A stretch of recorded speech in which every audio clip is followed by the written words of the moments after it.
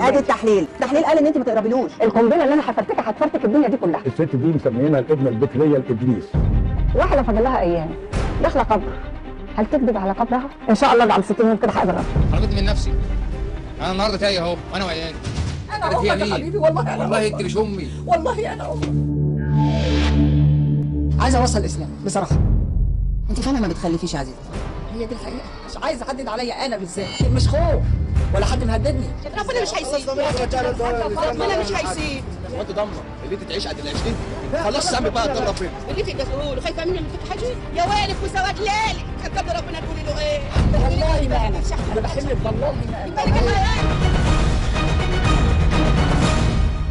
عزيزة بنت إبليس اختطفت عدة أطفال لتربيتهم، وقامت كمان بخطف عدة أطفال لبيعهم سنة 1983. وتحديدا هي أشهر مجرمة في خطف الأطفال. اسمها عزيزة وجوزها اسمه سعيد، كانت ساكنة في اسكندرية. عزيزة طلعوا عليها لقب عزيزة بنت الشيطان البكر عشان كانت ذكية جدا في خطف الأطفال. في البداية كانت عزيزة ما بتخلفش، وزوجها برضه ما كانش بيخلف، حتى كل اخواتها ما كانوش بيخلفوا، يعني مستحيل تخلف. كانت عزيزة ساكنة في حارة من حارات اسكندرية القديمة مع جوزها. كل اللي في المنطقة بتاعتها كانوا عارفين ان هم مش بيخلفوا، وأوقات كمان كانوا بيتنمروا عليهم. في بداية الثمانينات كانت عزيزة وجوزها وأختها كانوا بيرتكبوا جرائم خفيفة زي السرقة، الضرب، الجرائم الخفيفة دي. لكن عزيزة بدأت تحس بعدين بالنقص من كتر الناس ما بيتنمروا عليها ان هي عقيمة. حتى هي بدأت تحقد على اللي بيخلفوا، فبقت تخطط تخطف أول عيل.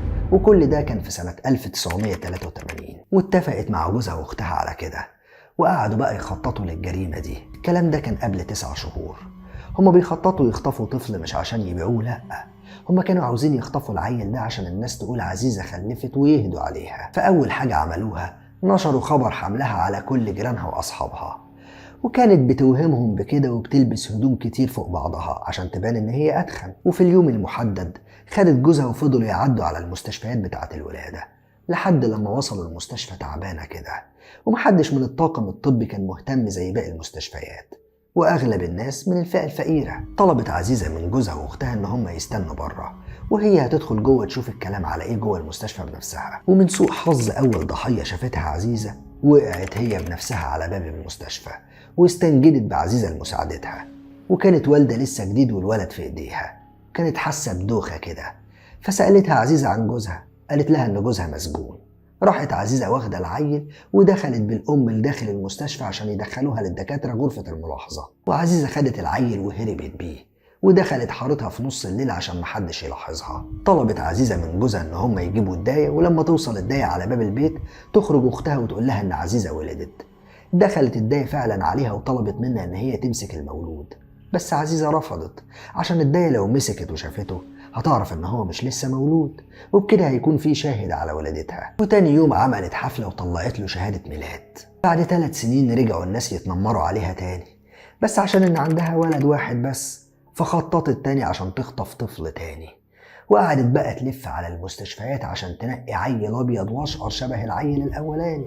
مش معقول يعني الولد الاولاني يبقى ابيض والتاني يبقى محاوي مثلا او اسمر. فكانت تدخل عزيزة للمستشفى بلبس الممرضات، والمرة دي بقى الضحية كانت ام لتوأم اولاد. فقررت عزيزة خطف طفل وتسيب التاني لامه، فطلبت من امه ان هي تنضفه وخدته وراحت هربت على طول. وعملت نفس اللي عملته المرة اللي فاتت، خطفت الطفل وطلبت الداية، وطبعا الداية جت بعد الولادة. وبعد مرور الوقت قررت عزيزة انها تخطف الطفل الثالث وتضحك على جيرانها الجدد بنفس الطريقة ونفس الهدوم ونفس البطن والممرضة. وكان في الوقت ده منتشر حوارات خطف الأطفال، فقررت ان هي تخطفه في المستشفى.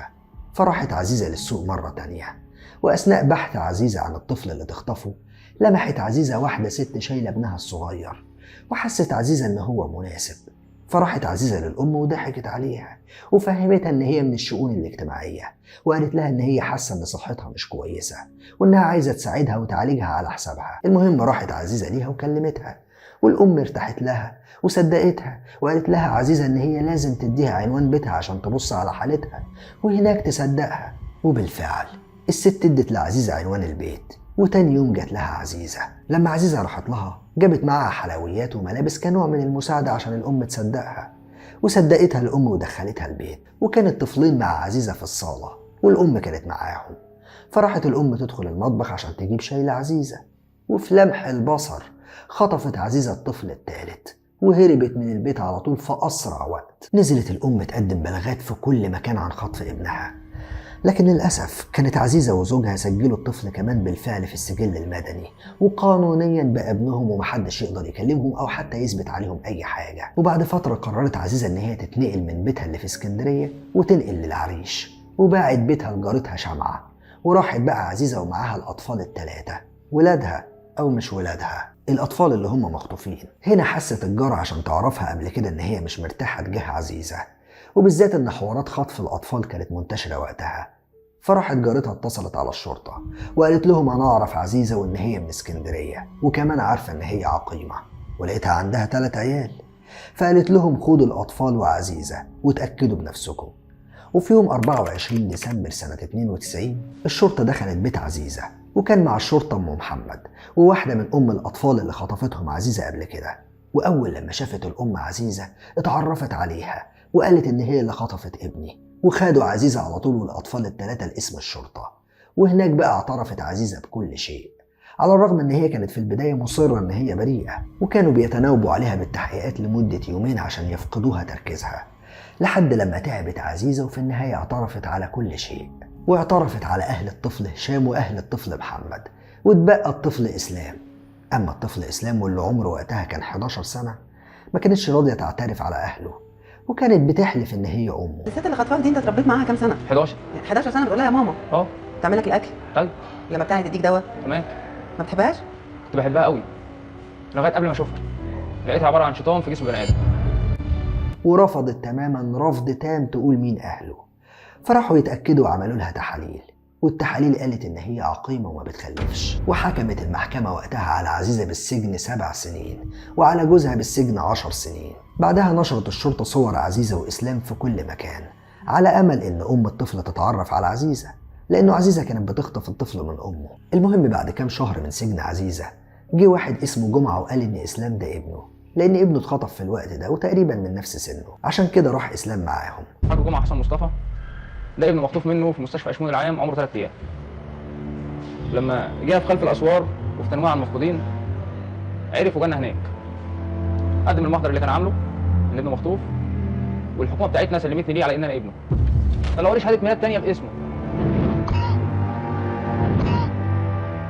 المهم مرت السنين والأيام وإسلام قاعد معاهم على إنه ابنهم، وما كانش فيه تحليل وقتها DNA. وإسلام كمل دراسته واتجوز وخلف 3 أطفال.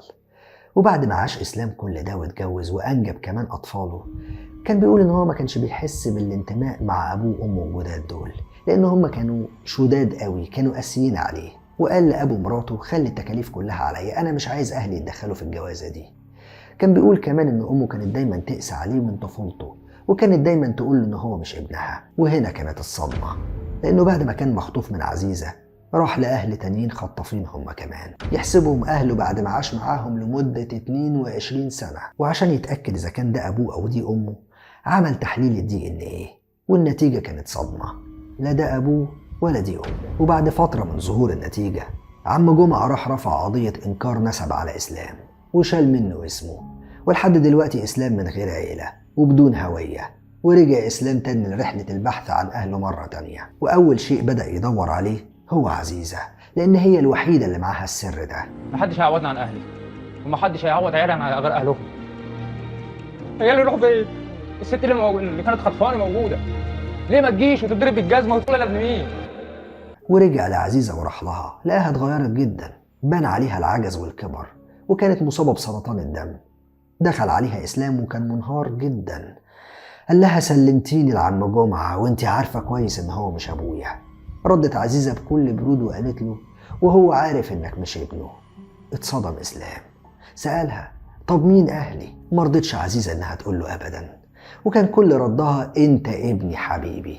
وبعدها راح لكتير من البرامج عشان ينشروا حكايته ويعملوا معاه لقاء، لعل وعسى حد من أهله يتعرف عليه ولو حتى بالصدفة من التلفزيون. وفي البرنامج اللي بتقدمه منى العراقي استضافت فيه إسلام والخطف عزيزة، وكانت عزيزة بتكذب وبتلف وبتدور ومرضتش أبدا تعترف.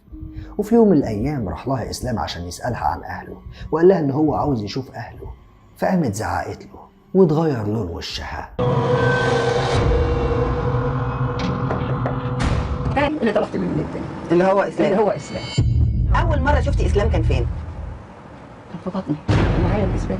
اسلام ابني، محدش مصدقني ليه يا جماعه؟ انت ما بتخلفيش. مين اللي قال الكلام ده؟ مظبوط، القضيه انك ما بتخلفيش. انا عارفه ان انا أم. واثقه من كده كمان. هنثبت قدام الدنيا حلو، كلها. ماشي. هتثبتي قدامهم مني الدنيا؟ بعد كده ان شاء الله.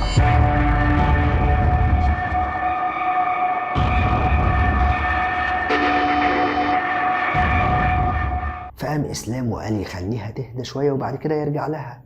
بعد دقايق من نزول إسلام من عند بيت عزيزة سمع الناس كلها بتصرخ وبتقول الحقوا عزيزة.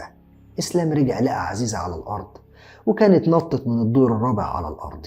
راح لها إسلام وقال لها أرجوكي قولي أي حاجة، قولي قبل ما تموتي خلاص، اعملي حسنة واحدة في حياتك، قولي لي أنا ابن مين وفين أهلي.